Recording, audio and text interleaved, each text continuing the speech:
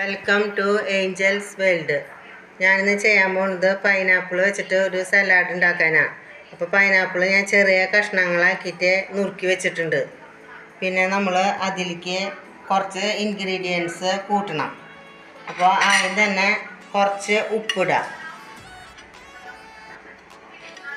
പിന്നെ 2 പച്ചമുളക് ചെറുതാക്കി അരിഞ്ഞത്, പിന്നെ സബോള ചെറുതായി അരിഞ്ഞത് കുറച്ച് മതി കേട്ടോ. പിന്നെ കാശ്മീരി ചില്ലി പൗഡർ ഒരു 1/2 സ്പൂൺ,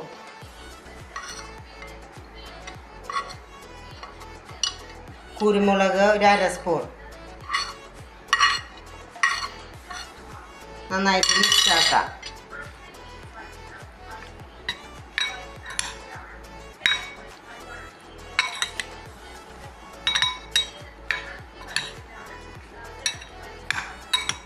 പിന്നെ നമ്മൾ അവസാനമായിട്ട് ചെയ്യേണ്ടത് ഒരു 1/2 സ്പൂൺ വിനാഗിരി ഒഴിക്കുക.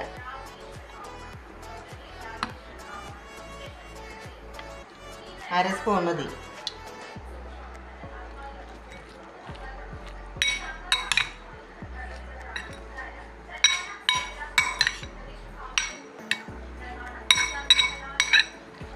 നന്നായിട്ട് മിക്സ് ആക്കാം.